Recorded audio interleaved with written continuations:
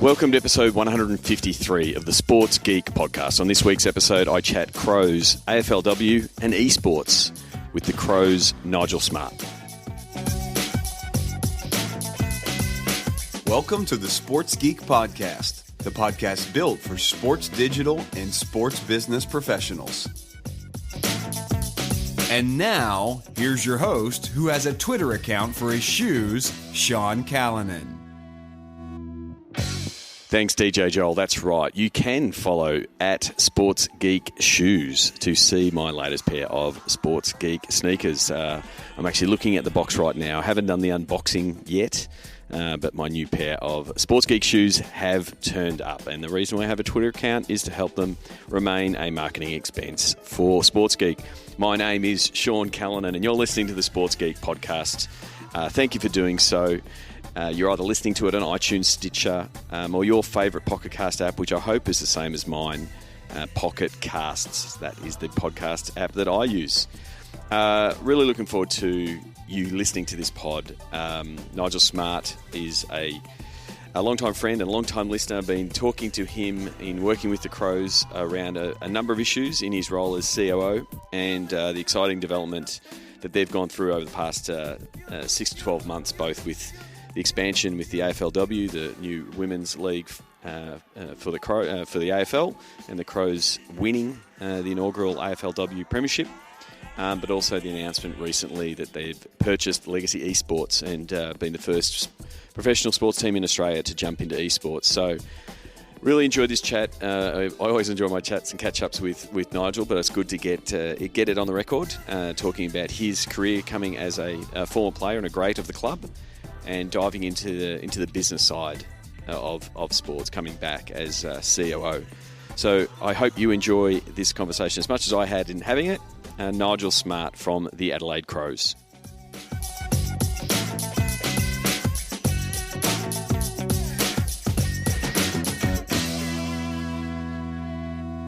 Very happy to be here in not so sunny West Lakes, Adelaide, home of the Adelaide Crows, with the Chief Operating Officer of the Adelaide Crows, Nigel Smart. Welcome to the podcast. It's great to be here. Thank you. Wanted to catch up with you for a number of reasons, and we will get to them in some of the things that we've been discussing. But before we get to that, I wanted to sort of dive into your background for the people who don't know, people listening in the US and the UK and Europe and the like. You were formerly a player. You played at the Adelaide Crows, a one-time record holder, games record holder, and finished up. When did you finish up footy? And sort of take us through that transition from being a player to your second phase of your professional career. Yeah, I finished up playing professional in 2004. So I was around 34 years of age. Played some 300 games. 70 games with South Adelaide before that. So had a long and very happy career with the Adelaide Football Club, 2 premierships. We had success, a number of coaches over that time. But transitioned out of football, and then really lost my way probably for about 12 to 18 months about, okay, what was my purpose? Was it the no structure, no going to the club this time, being told what to do, and having your 9 months of your year planned out? Is it that sort of had you a little bit lost? A little bit. Like the first 12 months was pretty good. I'd planned to go overseas. I lived in France with the family for 6 months in a little chateau. Came back to Australia and really found that my desire was to in corporate, not necessarily on a football side. So A lot of players are attracted to the media or to football coaching or operations and that kind of thing. But for me, I'd when football was semi-professional, I'd work for Toyota and Lion Nathan and wanted to progress that skill set. But I found myself really not having. I was corporately unfit. That's how I kind of framed it. And so I really worked out that I needed to just get back into the workforce and cut my teeth again, and pretty much had a desire of trying to get into a C-level position within the next 10 years after finishing football. And here I am now at the Adelaide Football Club sometime later. And so you were sort of talking, you're in that semi-professional era, so you were working while you were playing in a few different roles? Yeah, so the 1990s was very much semi-professional. I remember it during the premiership seasons of 97 and 98 when we won the AFL premiership that we were training 3 times a week at 5 o'clock, and I was working full-time for Toyota, setting up Toyota dealerships. So it was a great lifestyle, and it worked really holistically for me because you're working, I was mentally stimulated, we were training hard, but 3 times a week, 4 times a week wasn't too much. But around the time of 2000, Gary Ayres came in as coach, and the game changed. It was like, we are the major employer now, and we want to train at different times of the year, of the day, and therefore working full-time was out, and I made a choice to play professionally for the last 4 or 5 years of my career. Yep. And so do you think that semi-professional sort of side of your life helped you leaving, so you weren't, coming out at 34, and never been at a 9-to-5 job, you knew how to do up a tie, all of those kind of things that sort of might seem small, but for a professional, athlete, especially in these days that are, 24/7 as a professional athlete? Oh, look, I've got no doubt that the period that we played, we were blessed in terms of having that ability to work and have some skills outside of just playing football. And whether that's corporate skills or communication, sales and marketing, they really kind of came with me at the end of my career. It took me a while, like a lot of players leaving professional sport. It is a challenge and it is difficult.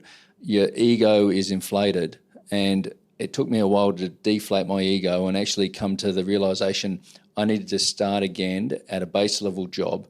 And I took a charitable job working with people with disabilities, and I was on a low wage. It was an entry level role, and purely took it to get back into the workforce and set up the habits and rituals that were going to be successful over a period of time. And so you're in that space, and like you said, you are going from the pedestal that is professional athlete to I'm now going to workforce where all the skill sets and the adulation and the like that you're getting in this space doesn't apply to this world, but you have this goal of I want to get to sea level. So what were other than taking the jobs and the deflation of the ego, what were some of the things that you did to say, well, these are the steps I need to make to get to that place? Yeah, well, it's probably I finished off my MBA. I had started it, but then it had stalled. But then finished my MBA, and it was probably just working hard, setting up a regime of getting up, getting fit again. I let myself go, so it was just getting back into the habit of fitness, education, and learning, and then applying that and working hard. And if you do that, I find that success just follows. So I went from a number of jobs over that period of time, and each one was a step up, more responsibility, more actions, more probably strategy as well, to the point where eventually I was a CEO of a children's charity before I then entered back into the Adelaide Football Club. And from that goal point of view, was it to be back in the world of sport and back to the Crows, or was it just sea level overall, or was it a bit of both? No, it was sea level overall, but the period after football, I joined the Adelaide Football Club board, and I was on the board for 7 years, and it was quite insightful just sitting at a director level, and then having that interaction with management from the football club. So I didn't have any real desires to get back into sport. Yep. It was more about personal achievement in terms of I was running a children's charity, quite happy in terms of that, where that sit with me personally and with my family and my values. But the football club was in a time of transition as well, and there was enormous change.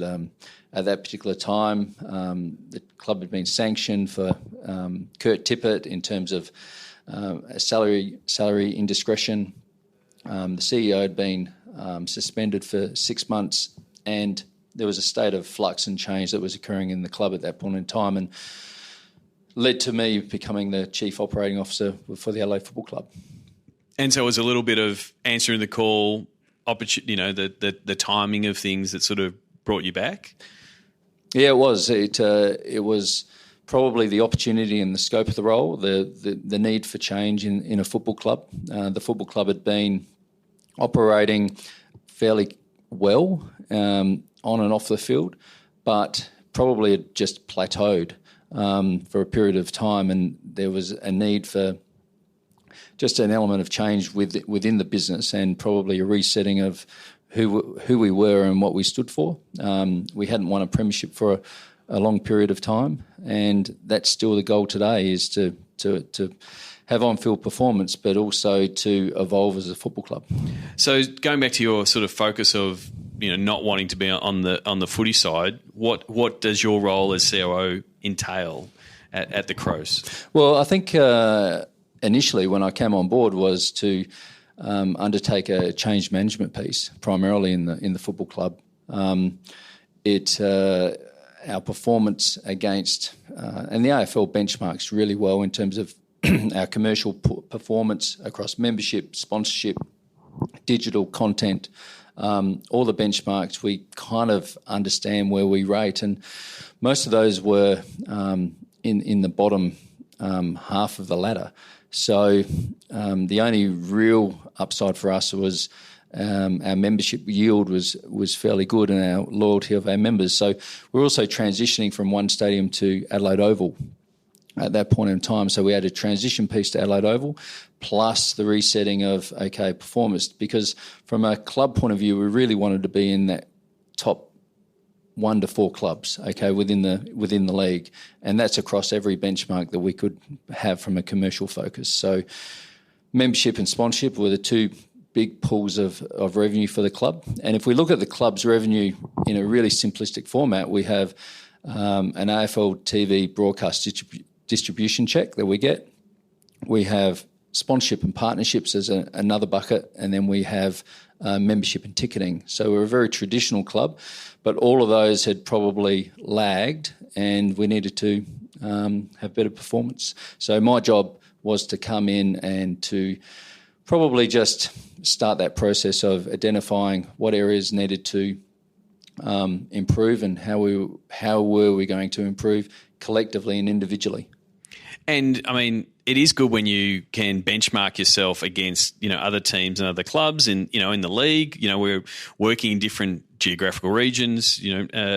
Adelaide is one of 2 AFL clubs in South Australia. But how much of it is we're going to compare ourselves to what other clubs are doing, but then also setting your own benchmarks from a club point of view to say, well, it doesn't matter about the ladder over there. This is what our fan base is. This is what our benchmarks are. This is what we're going after. How much of you balance those two? Yeah, I think there is an element. We often coin a phrase that we have between 500 and 600,000 supporters, and we monetize a fan base.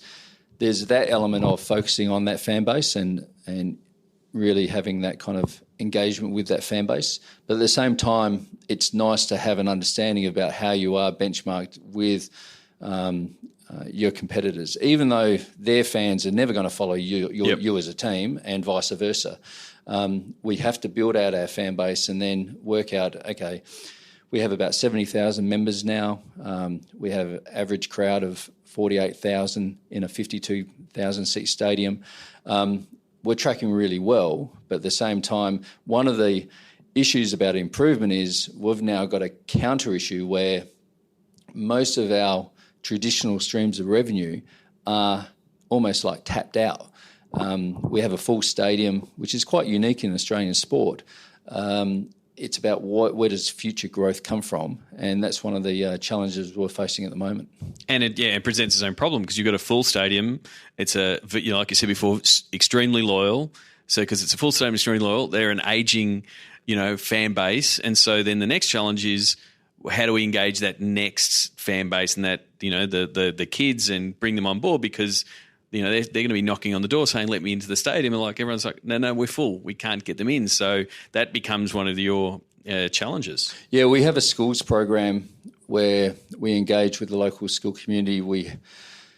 Our target is about 200 odd schools and about 50,000 kids, and that starts a process of engagement of they're usually years 3 to 7, and it's a positive psych program that we run in schools. It's very, very popular, but at the same time it allows us to then start to have that engagement with a child, and look, they have then a choice about what team they want to follow in the AFL, and hopefully it's the Adelaide Football Club. But we do have that issue. We have 44,000 season ticket holders, very loyal, 11 games. We have an 11-game home season. And then we run about a model of 6,000 to 8,000 daily tickets. We've got games coming up, and they're going to all sell out. We've got a program in terms of our daily tickets. When we go on sale, we track every game and we sell every seat that we can in the stadium. And then if we can't, we have the ticket resale, and we try and maximise that as well. So we're really trying to squeeze the lemon in regards to the stadium environment at Adelaide Oval. It's a new stadium. It's in its 4th season. It's done really well. We probably haven't seen the drop-off, and our show rates in terms of our members has been really strong. So we're quite surprised at the level of show rates that are in the 4th season of our stadium. So, yeah, it's a challenging one where, look, we'd like to do a sampling program for kids or bring 1,000 kids in, but it's pretty difficult when you don't have the space to do it. So your first couple of years at the Crows, a lot around change, bringing in change management, changing of processes, changing of venues. You haven't really stopped. The last 18 months has seen a lot of developments. AFLW launched earlier this year. The Crows were one of the inaugural teams and actually won the flag. Congratulations. What were some of the lessons that you learned sort of going from a one-team operation, having an AFL team and a SANFL team, but to bringing in the girls team? Well, what we found out, Sean, was when I started here at the football club, our engagement from a departmental point of view, whether that's membership or sponsorship or our content team, was our engagement with the AFL was next to nothing. And being an interstate team, that process of just engaging with the AFL and understanding what is their strategy, what are their aspirations, what are they trying to achieve. What we've done over the last 4 years is probably actively engage with the AFL and really kind of get under the hood of the AFL and what are they working on, what is their strategy. And through that process, we learnt pretty early that with Gil McLaughlin coming on as CEO, that a women's team was on the cards. Initially, it was going to enter in 2020, but then it was fast-tracked to 2017. But by the time that was announced by the AFL, we were very well prepared in terms of already positioning ourselves to have a crack at the tender submission. But what we learned from the AFL was South Australia had a massive problem, that we only had 6 girls really that could make an elite team. And with a team of 16, we were well short. So it was the AFL's intention probably that based on talent and based on the lack of pathways, the lack of development of girls, because in South Australia, if you get to about 10 to 11 years old, you can play football as a girl, but then you stop. Yep. And then you re-enter in under-18s into open. So the pathways hadn't developed. The other states like Victoria, WA and Queensland, they had about 50 to 60 to 70 girls, that could play in teams. So we knew that all those states were cherry ripe in terms of having a team, but SA was going to miss out. And because of that basis, we then, through Michael Solomon in AFLNT, started to talk to them about maybe the sharing of this team in terms of talent. We knew the NT had about 12 girls that could make a team.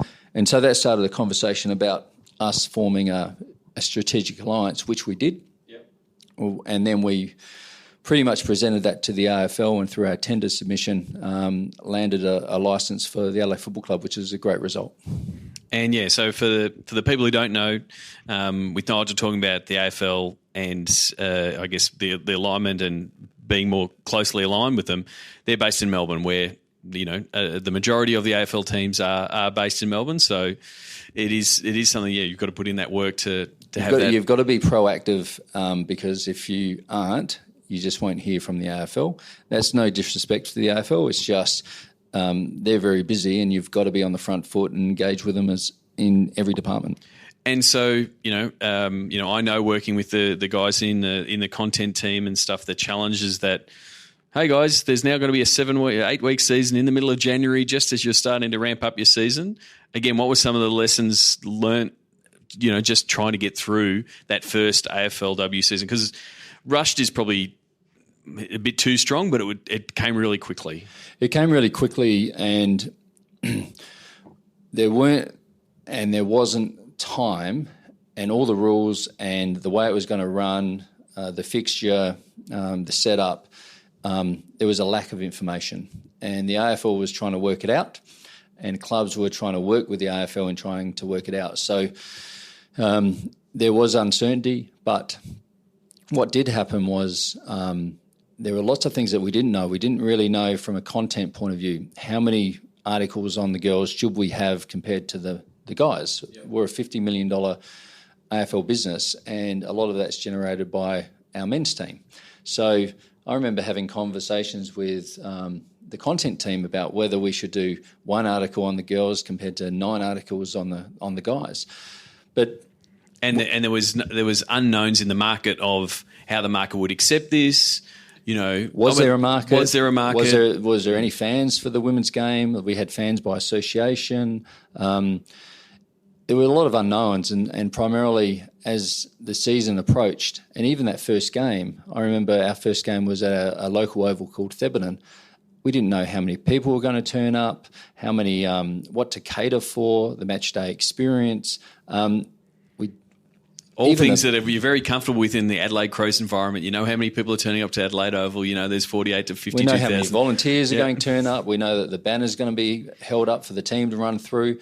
It was really interesting. I got a note from Andrew Fagan about 11:45. The game was on at 4:00, and GWS had just forgotten their banner. All right, so for the game, and we were trying to prepare their banner along with our own kind of resources for the first game. And not to help that the first AFL women's game that was scheduled between Carlton and Collingwood, they had 25,000 people turn up for that particular game. And that scared the bejeevers out of me because Thebarton could only hold 15. And it was one of just preparing for the worst, but we prepared with uncertainty and all the staff pitched in. And through that process, we got through that game, and 9,000 people turned up, and a lot of them, a big chunk of them, 60% of them were women. Yeah, and then it was a bit of that wave of support and people turning up, each week, and terrific response after your team won up in Brisbane, but then to have them come back for the cup, before the men's game and getting the whole crowd behind them, it must have really galvanised the club at the start of the year. Oh, look, for us it was growth. It was commercial growth, there was membership growth, but for me and probably the way I'm looking at it, we had the main elite women's team, but underneath that, in our local market of Adelaide, we had enormous growth in terms of female participation. I think 80 to 90 new women's teams sprung up overnight. Female participation and girls, we'll probably engage with about 15,000 girls, and the conversation with those girls is you have permission to play. Yep. And we are the Adelaide Football Club, and if you progress and perform well, you can play for us. And that's the conversation we're having with girls, which is growth on a massive scale. I mean, and just to put that in context, the people who are in the participation game, to have 80 or 90 teams just spring up overnight, that's 25 to 30 people on each team that have just started playing. And all their families come to the clubs and the local community, and it starts a conversation about AFL, diversity and women. It's a broad agenda, which is, look, all credit to the AFL and all credit to, look, the guys here that made it all happen. So that's a bit of an experience of building out a new team and seeing how your team, your internal team, business side can stretch to help cater and cover that. It nearly broke a few people too. Yeah, well, that's the thing. You are in this process of you're about to start your AFL preseason and those kind of things, and there's the way that you've always done it, and then you've just layered another whole pile of different work, whether it be the volunteer, the game operations, and those kind of things, and the content digital side. But when the fans are putting their hand up and saying, "Hey, we want to be part of it," it is a big win for the club. Then the next, I guess, foray and sort of the next step is the Crows being the first Australian team to dive into esports. Yeah, with your acquisition of Legacy esports team. I know you and I have been sort of talking about the concept and esports and bouncing backwards and forwards in our conversations. Take us back to where did that preparation? Where did that? I think you called me one morning. I was in Sydney. You've called me, and then the end of the day, I was in the Virgin Lands talking to Fags. It was like a bit of a bit of funny coincidence, but sort of take us through some of the backgrounding and what got you to scratch that itch, and then what kind of research you had to do, because I think there's a lot of people listening that go either get esports and not quite get it yet, or try to understand where traditional sports are doing it. So being able to talk to you as a professional sports organisation jumping into the esports space, what were some of the steps that you had to take? Well, as I said earlier, the football club is in this unique position where a lot of our traditional revenue streams are reaching a capacity. And so probably about 14 months ago, we had a strategic workshop. We brought the whole team together and really came out of that workshop about what does growth look like for the future and what areas should we cover off. And esports it's a bit like on a little whiteboard, esports, and someone written it up there as a opportunity to explore. And I'm not quite sure why I took it on, but since that date, I think I've spent nearly every day, and this is part of this setting up rituals for success, at least 20 minutes to half an hour on esports. Yep. Just trying to know as much, understand the systems, what's happened globally, how it's changed over time, what are the big publishers doing, what are their strategies. And so every day it's been one of either listening to a podcast, you've had esports on here in the past, seeing it in conferences, people starting to talk about it. But it's been a daily kind of obsession of, okay, I need to get my head around esports. It is a complex subject. Yeah.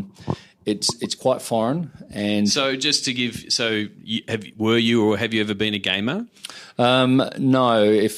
Given my age, okay, it was probably Atari and a bit of Donkey Kong, maybe Donkey a bit Kong, of Oil Panic, perhaps. There are game titles that. But at the moment, I play Overwatch with my son, yep. So that's one that we are playing.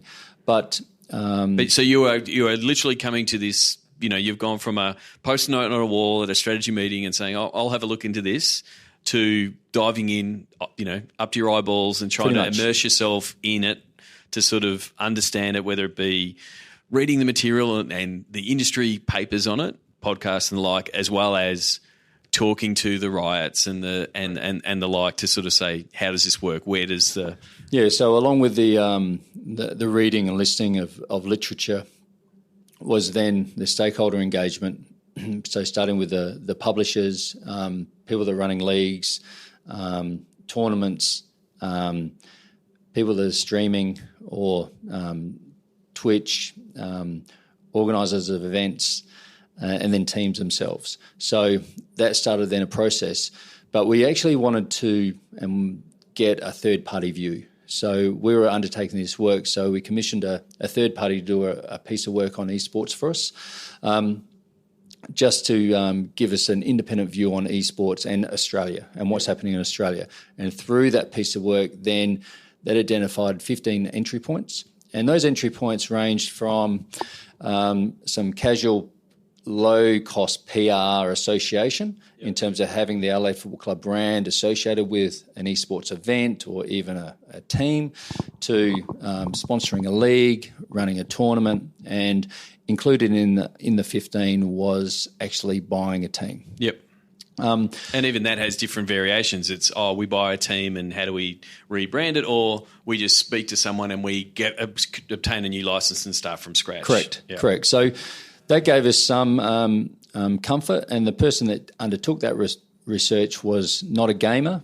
We actually steered clear of someone who was too close to the topic. Because there's so much hype in that space. There is, and we got someone who was quite pragmatic and a straight shooter.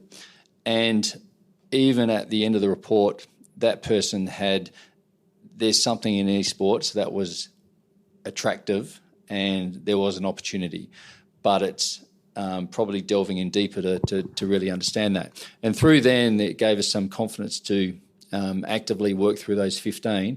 And in the end, the decision was to purchase Legacy Esports as a recommendation. But then we had to present that to the management team here, but also the board of the Adelaide Football Club, who are a very traditional board, and like many sports teams, not many gamers on the board, and not many gamers at all. And so it then started that process of getting the board understanding the opportunity and understanding the why and why esports, and taking them through that process.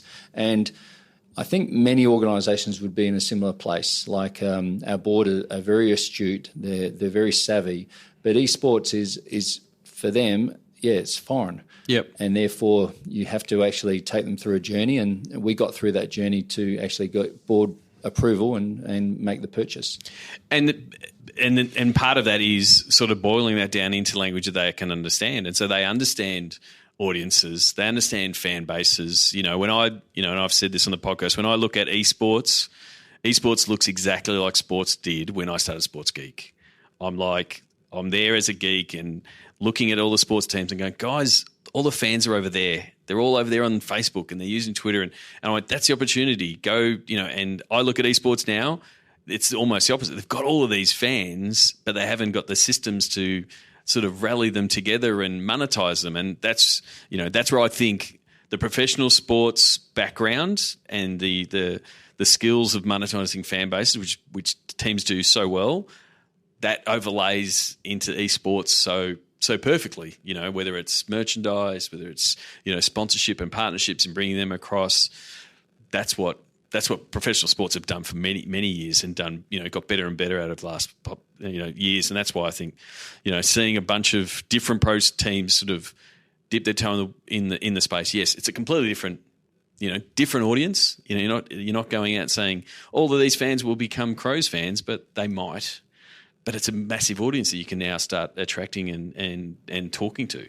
Yeah, one of the really attractive elements with Legacy is the founding shareholders who are started up Legacy. They're playing League of Legends as a team. Yep, they're still involved in the team. Yep, and they're on the performance side, so they're on the front end. What we bring as a football club is really that back end, in terms of looking at the content strategy, the merchandise model, the commercial partnerships, and really probably giving some robustness, to underneath Legacy. So we're working through that at the moment, and it's quite dynamic. It's really interesting, but it is a journey. So give people again some of the bit that people don't understand around esports is that you bought Legacy. And Legacy are a League of Legends team, but they're more than that, because it's it's effectively, and I use the analogy like with Barcelona having a football team and having a basketball team. A lot of esports teams don't just stay with one publisher or the one game. They have teams in multiple games. How does Legacy's team break up, and what do you support? Well, Legacy has a League of Legends team in the Oceanic Pro League. They also have a backup or reserve side in the Oceanic Challenger series. So there are 10 to 11 players that formulate League of Legends. So that's League of Legends. So Riot run a league here in Australia. We also have a Counter-Strike team. So Valve, they run a Counter-Strike, but Counter-Strike runs differently. They don't have a league. They run tournaments. Yep. So I met the Counter-Strike team last week, and the conversation with them is, what does success look like going forward? We also have a Smite team, similar to League of Legends, but we have a Smite team, we have a Rocket League team, and we have one Super Smash Bros player who's currently in California for the next 6 months doing some training. So we've picked up Legacy, which is around 24, 25 players, and we're building out now the various models and working with them in terms of performance. So we've started talking about nutrition. We have a gaming house in Sydney that the League of Legends main team operate from. That'll be like a test case for many of the programs that we'll run. So nutrition program will start there, and then we'll build it out to the other teams. We're looking at a strength and conditioning program, a mindfulness or resilience program. So many of the things that we're running as a high performance elite sporting organisation, we're starting to have that conversation with Legacy, but we're very respectful of where Legacy is at the moment, and we want to add value. Yeah. It's not, this is the way we've always done. You should do it this way. It's very much working with Legacy and the players and understanding their needs and desires, but at the same time working out what does the strategy hold for 2018. Because when you look down each of the teams, the League of Legends has its own fan base, as does Counter-Strike, as does Smite, and therefore you're dealing with these systems where it needs its own content strategy, and you've got to pull all those together. Yeah. So again, for people who are trying to get their heads around it, and if they're Googling these words now and trying to figure it out, to give a sports analogy, it's like saying, "Oh, this is our team, and we've got an NBA team, an NFL team, and an MLB team, and an NHL team." And you're right; they might cross over, they might not, but they are different types of fan bases, and that's what you're seeing with all the different leagues or games. And at the moment, the way that the esports landscape is, you don't know where the you don't know which of those games are going to have that hockey stick growth. And the recent review of Mary Meeker's stuff, and looking at the esports evolution. 2009 League of Legends was founded, and released, I should say. 2016, 43 million people watching it at in a full Staples Center. Yeah. That's ridiculous. And so what will be the next one? And the opportunity when you've got your own team, if another game comes up, it becomes a talent play. You've got to go find the players for that thing. But you say, we're going to have, if Donkey Kong Jr. is coming out, and again, I'm showing my age and my gaming capacity, right? But you can say, we're going to set up a team for that new publisher or for that new game, because that's a new hot game, because you'll have the infrastructure and yes. the like. And I think the other version for us and for the listeners is this team allows us then from an AFL perspective, we have a broad multi-dimensional international strategy for us as a club, and we also have a multicultural strategy. Having an esports team is an extension of both of those. So at the moment, our League of Legends are playing in Rift Rivals, so they're in Vietnam. That's the first time an Adelaide Football Club team is playing internationally in a professional series. No one's really talking about that. We haven't made a song and dance about it. Our traditional audience probably doesn't even know that. But it's, for me anyway, that's an important milestone that we'll celebrate. And I think international extension is part of that dynamic of owning an esports team, that whether it's League of Legends or Counter-Strike, you can actually have a brand extension that go beyond the borders that we're in here in Australia, and you can play internationally and compete. Yep. And I think, the obvious one from a pro to esports is that sponsorship extension. As the buzz for esports continues to build, and people, and then their sponsorship managers going, "Oh, hang on, we've got to get part of esports," and it's like, well, Well, you can now take your sponsors on that journey in the same way you had to do it with your board, had to do it with your staff. You can now help explain that story to your sponsors to say, well, this is what the space is, because esports has got lots of sponsors in the space of, the materials that are being used, the mouse pads and all of that kind of stuff. But it's the, non-endemic sponsors that are coming in that are saying we need to figure out how this space, works, and the fact that you can sort of broach it to them in the language that they know from traditional sports, but then also explain to them why they're in that space. Yeah, and when you look at the market or market sizing in Australia, you soon learn that most of them are under 30 in terms of gamers. They're either watching, they're either participating, or they're doing both. And there's about 1.5 million in that core audience, okay, that are watching or participating in gaming.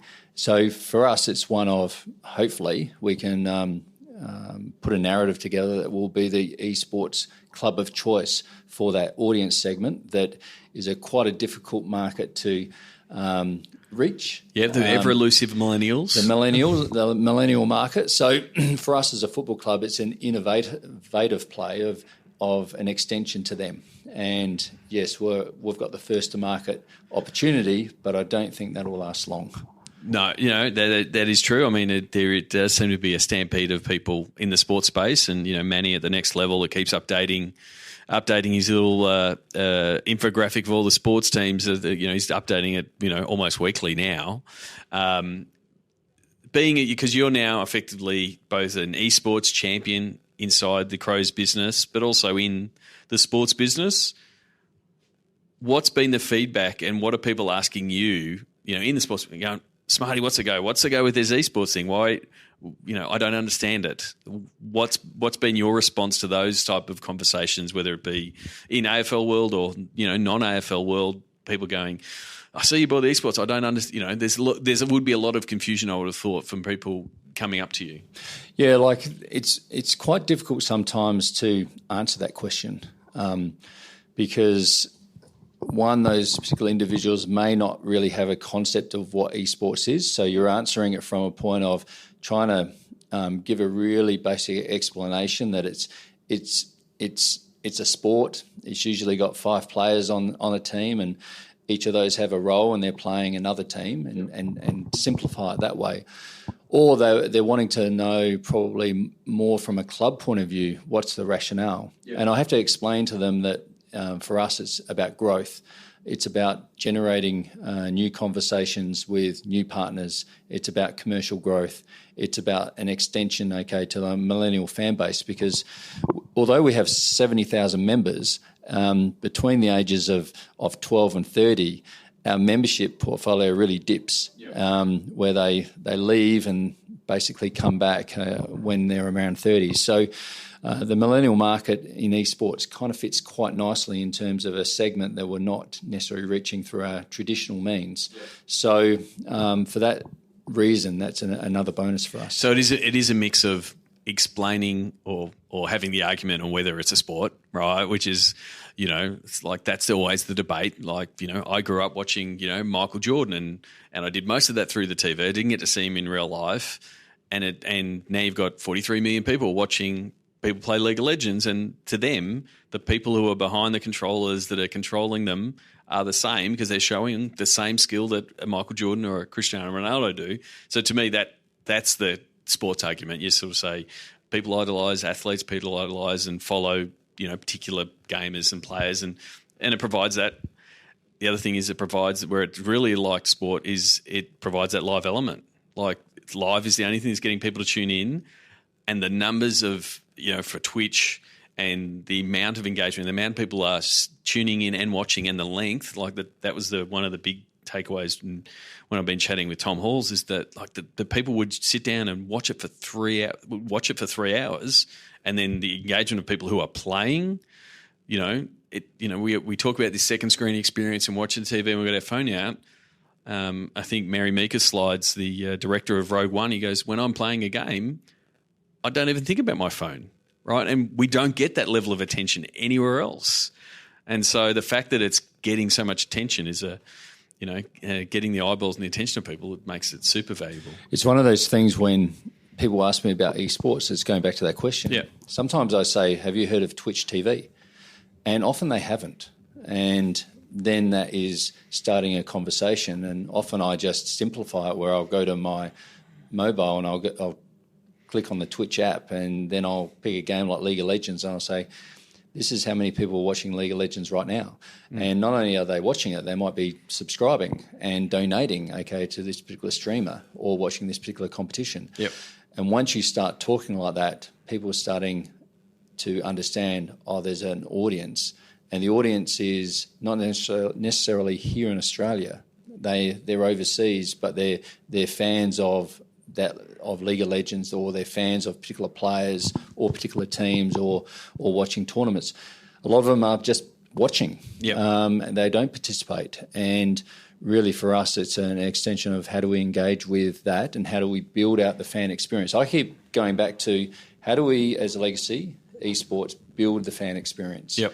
And that's where we are right now, in terms of taking an esports team from where they've come from formation to getting it to a point in time. Now their association with us as the Adelaide Football Club, how do we build that model out? So generally everyone wins. Yep. Yeah, definitely. And then I think the last thing you should do when you're talking about and showing Twitch is the drop the mic moment is, Amazon bought Twitch, right? And everyone knows when Amazon buys something, it's really important and big.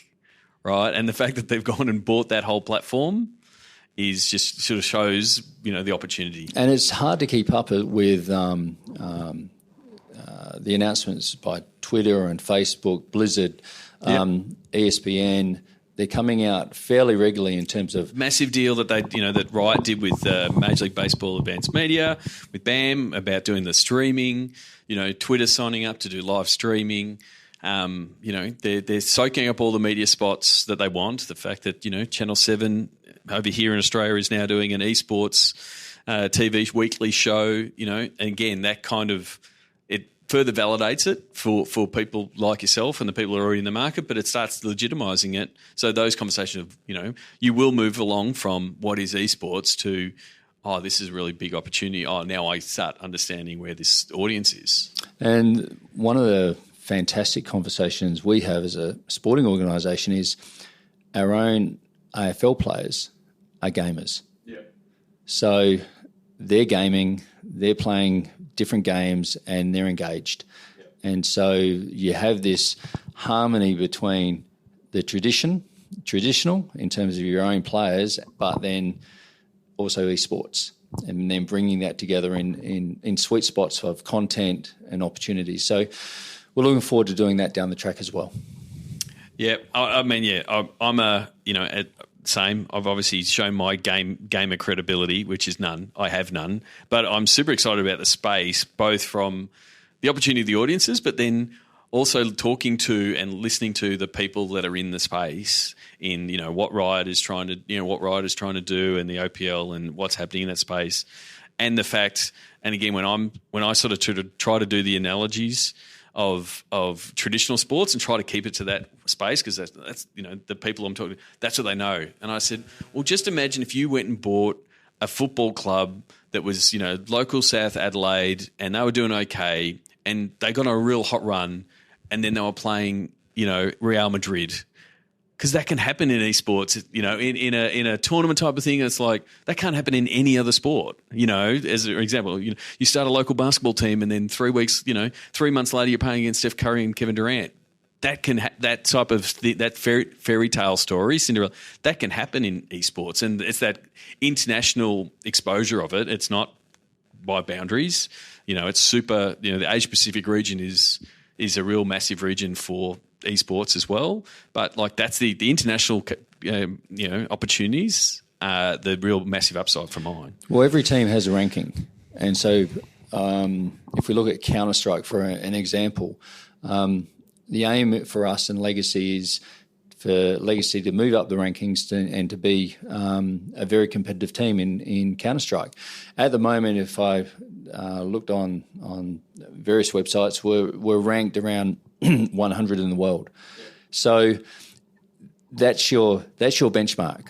That's where we are right now. The aim for us is to improve that and to move into hopefully the top 50 and then hopefully edge closer to a top ranking. So, and then if you're top rank, that brings tournament, that brings opportunity and exposure. So it's very much from a data analytics and measurement point of view, esports actually is quite in-depth and there's lots of information out there about players, about how they perform, about teams, and so you can actually benchmark yourself globally to see how you're tracking. And do you think there's an opportunity in the high performance and the performance side of the business, because the Australian sports scene, both at Olympic level and at the AFL level, from a high performance point of view, and getting the most out of our athletes, Australia punches well above its weight to a point where a lot of the high performance staff in Australian sport are being poached by NBA teams and EPL teams. Do you think that bringing that type of knowledge and IP to your team is going to be something that gives Legacy that leg up the ladder? I've got no doubt. I've been to our training base in Sydney. Yep. And it's a very nice house, and they've got their computers set up in terms of where they train. They've got their scheduling, but they're kids. Yep. They're kids, and they're managing it. They're doing the best they can, and I think it's just adding that element of professionalism and the knowledge and giving expertise, coaching and support and advice where they have feedback or they want to know more. We can provide that, and I think that's the exciting curve of improvement. Yep. And they're calling out for it. I had a conference call with all the players last week, generally having a bit of Q&A about what does the future hold for Legacy, where they could just ask whatever questions to us as the Adelaide Football Club. And we were quite transparent. We want to add value. But after that, I got some feedback from a few players just going, that was great. I really want to work on my nutrition. I've been trying X, Y, and Z. I really want to get that kind of professionalism in terms of knowledge. And so that kind of feedback points us, we're moving in the right direction. Yep. And again, it's you're just taking what you know in, here in Adelaide, because when you pick them, they're kids and they need to be, taught and the same sort of thing. So that's where the overlap is. I'm going to finish off this podcast with the closing five. Do you remember the first sports event you ever attended? It was a grand final at Football Park between Port Adelaide and Glenelg. Just a couple of 100 metres away from where we are. 100 metres away. I remember my father taking me to this particular grand final. It was very eventful. So, in fact, my first coach, Graham Corns, was involved in that particular game. Very good. At a sports event, do you have a favourite food that you go to, or do you have a favourite food memory where you go, I remember I had this, or are you a foodie, or just have the stock standard? I'm actually trying to be quite healthy as I get older, but I do have I do like trying the chips. Okay, and just really testing out a stadium's ability to make good chips. Is there a chicken salt rating? Because chicken salt being the staple of chips in South Australia. Yeah, chicken salt's a requirement, but certainly in stadiums you do have a variation in terms of chips, and it's really about, have they gone the extra effort, or is it just bland and frozen and soggy and bendy? Yes. So, What's the first app you open in the morning? Yeah, that's a really good question. Twitter.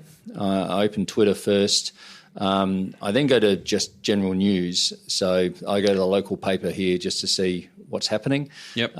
Do you have a news app or something that you go to get the other than going to the local sites? Is there a news app or something that starts aggregating some of the things you're trying to keep track of?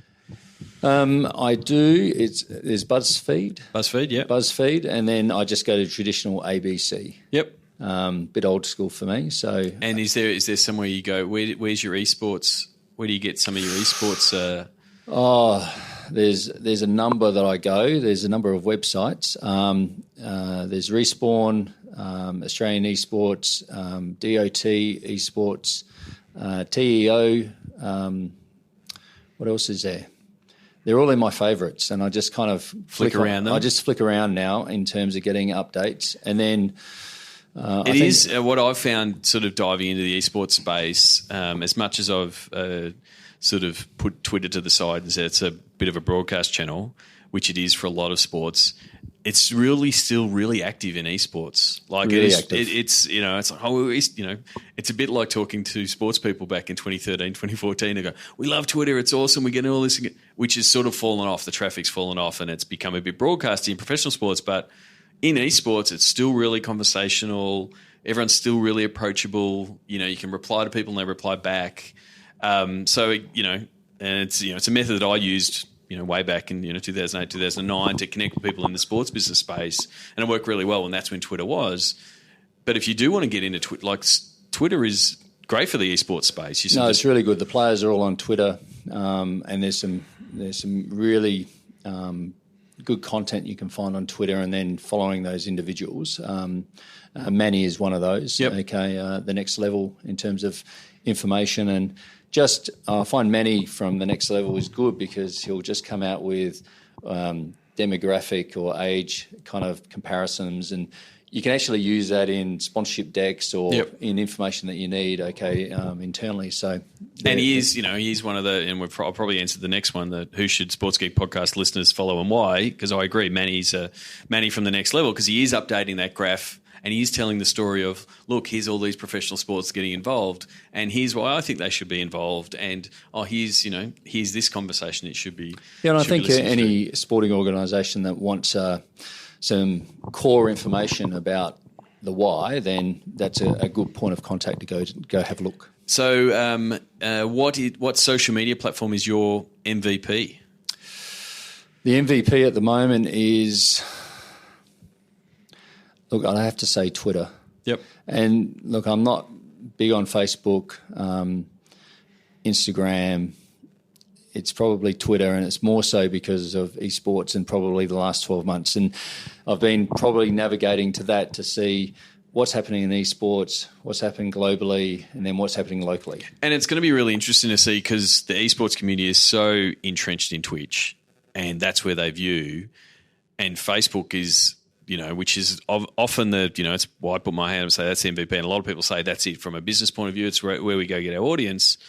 They've got 2 billion fans, but they also know that all the gamers are watching over on Twitch. And so, the fact that they've gone and chopped YouTube's audience in the last four years by chasing their video, it's going to be really interesting if they put a target on Twitch and say, well, Blizzard are going to do live streaming on Facebook, or Riot are going to do their tournament, or that kind of thing. It's going to be interesting to see, whether that changes, whether esports follows the path of traditional sports and saying, Twitter's great, we can push our content out, but Facebook's where our fans are, and that's where we're going to start engaging with them. Or, as we're seeing Twitter pivot a little bit to be more of a media company, they might go, well, actually, this works perfectly. We can watch the game, we can have the tweets flying by. It might be, something that really is a shot in the arm for Twitter, because if they can start saying that broadcast and interaction is working, they can potentially get back in the game, in a professional sports space. So it's a fascinating space, and it's hard to keep up with all the changes. But really interested in, I think Blizzard and Twitch have done a deal in terms of Overwatch, and then the benefits that stream through to that fan base. I think you're going to see more of that. Yep. So lastly, if people want to contact you, sort of send you a tweet, how can people find you? What's the best way to get? Nigel_Smart on Twitter. That's probably the easiest way. And they'll see you at an esports tournament somewhere soon. Yes, I'm trying to go to. I'll be at the Overwatch Championships in Sydney later on. Yep. So that's in about a month's time.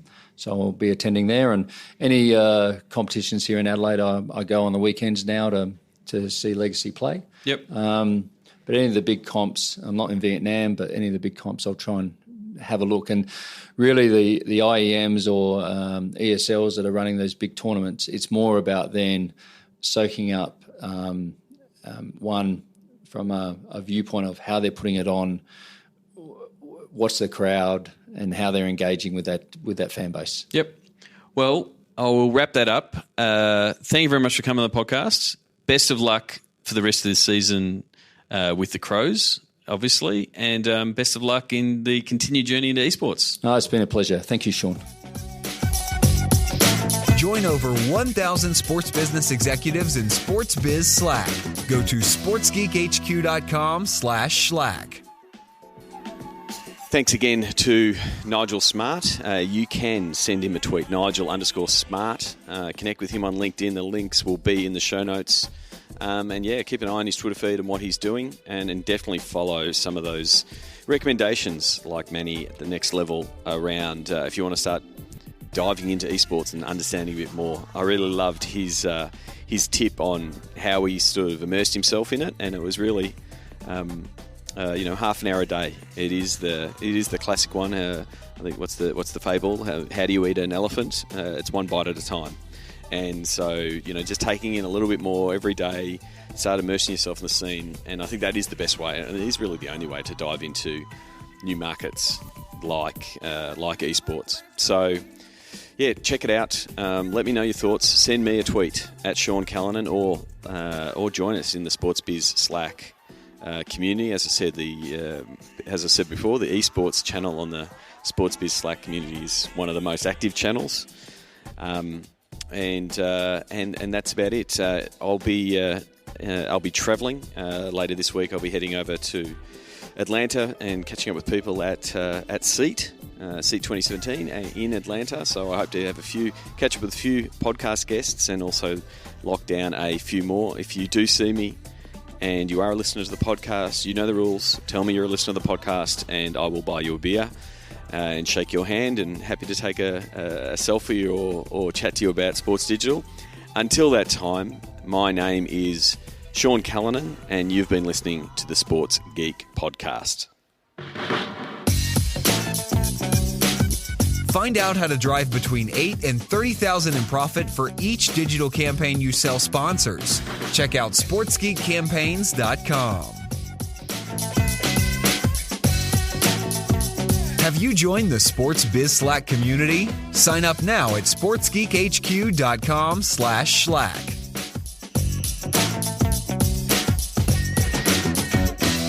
Thanks for listening to the Sports Geek Podcast.